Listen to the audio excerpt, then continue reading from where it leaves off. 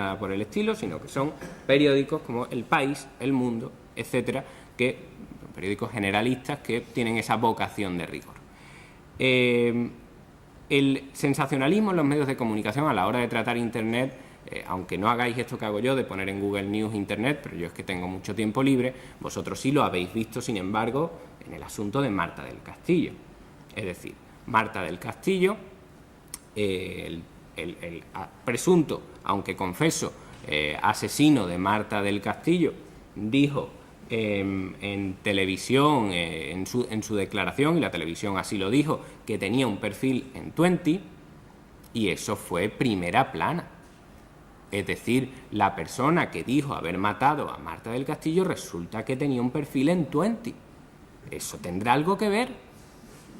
Y por ahí empezaron a investigar y empezaron a sacar noticias donde te hablaban del peligro de las redes sociales en general y de Internet en particular.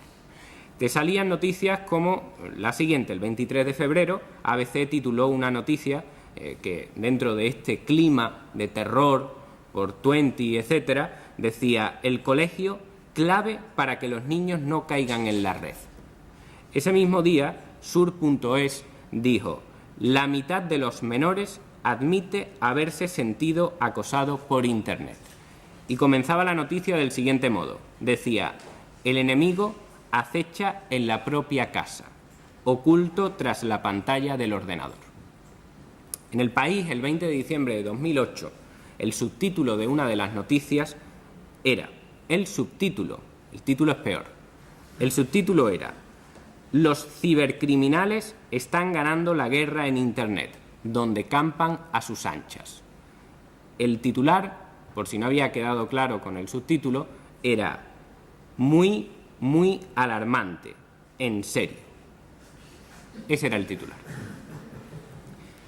Y a continuación voy a leer algunos titulares que vosotros mismos podéis encontrar si os da por poner Internet en Google News. Los titulares son los siguientes: terror en la red, peligro en Internet, alcohol y drogas, así como Internet, pueden suponer un grave peligro para la juventud. Internet puede llegar a causar daños neuronales. Generación Internet, idiotas o genios. Internet, 20 años de estupidez. Navegando por Internet hay más riesgo de adulterio. Jennifer Aniston dejó a su novio por culpa de Internet. Los estadounidenses abandonan a los amigos y al sexo por su vida en Internet. La pornografía infantil inunda la red. Estados Unidos vigila Twitter por su posible uso para fines terroristas. Twitter mató a Michael Jackson.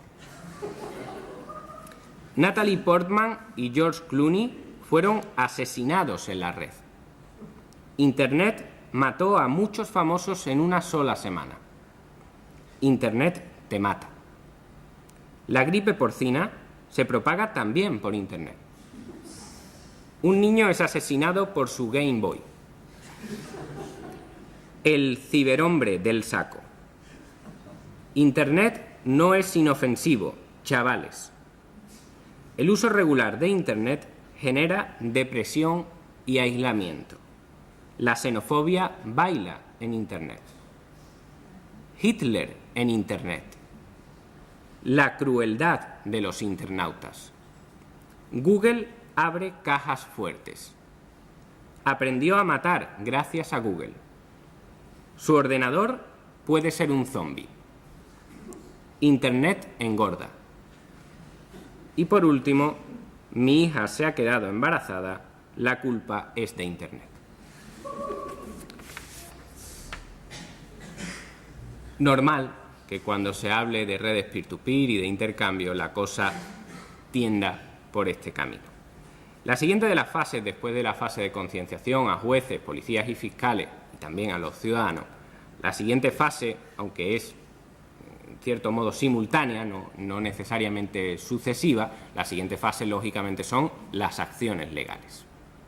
Es decir, una vez que hemos hecho una labor de concienciación de que esta es la realidad social, hemos explicado a los jueces, a los policías y los fiscales cómo va la cosa, ahora acciones legales.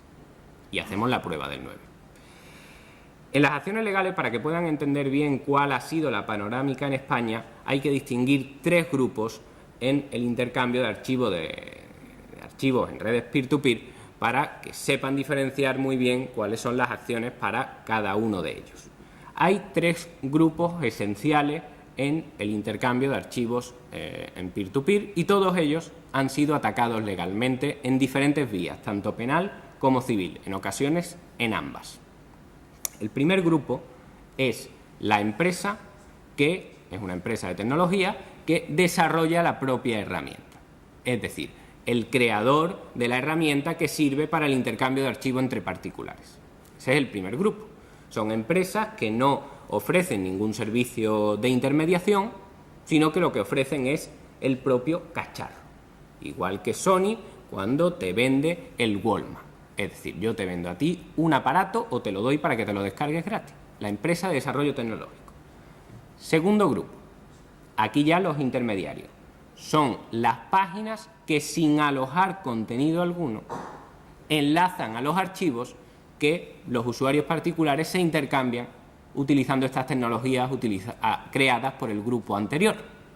Son las páginas, que esto ya sí, son intermediarios según la LSSI, y se les llama intermediarios precisamente porque ellos no explotan directamente el contenido, pero sí sirven de intermediario entre aquellos usuarios que se lo intercambian. Y el tercer grupo es ya directamente los usuarios que se intercambian los archivos.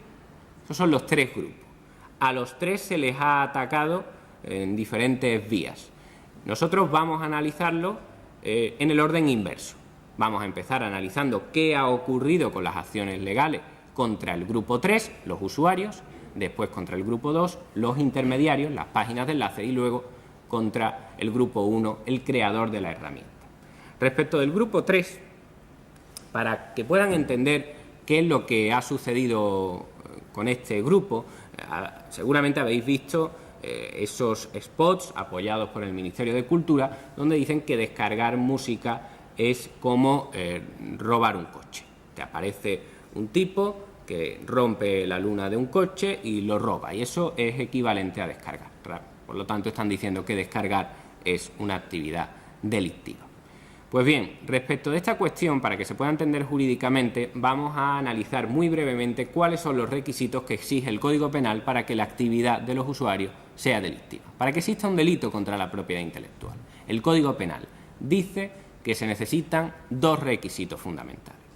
El primero es el que se llama el elemento objetivo del tipo penal, que son los actos de explotación de derechos de propiedad intelectual. En esencia, copiar o difundir una obra intelectual sin autorización del titular de los derechos, es decir, realizar los actos de explotación. Segundo requisito, y además ambos tienen que estar acumulados, no uno sin el otro, ambos. El segundo requisito es que esta actividad, la del elemento objetivo, la de copiar o difundir, se realice con ánimo de lucro. Esos son los 2 requisitos del 270 del Código Penal. ¿Qué es lo que ocurre? Que cuando estamos hablando del concepto de ánimo de lucro, rápidamente el sentido común dice, es que los intercambios en redes P2P son gratuitos y nadie paga ni nada parecido, o sea, el intercambio, entonces si yo me descargo y es para mí y no cobro dinero ni lo vendo ni nada por el estilo, pues entonces no estoy en el 270, ¿verdad? Porque me falta el requisito del ánimo de lucro. ¿Qué es lo que dice la industria ante esto? Pues la industria pone a trabajar a sus abogados y le dicen, oye, que para algo te pago, a ver qué se te ocurre. ¿Y qué es lo que hacen los abogados de la industria? Pues decir, hombre, es que el ánimo de lucro hay que interpretarlo de forma expansiva, de tal manera que el disfrute de una película es un lucro. Y ahí lo tienen. Y con este argumento se sustenta los spots que dicen que descargar es como robar un coche.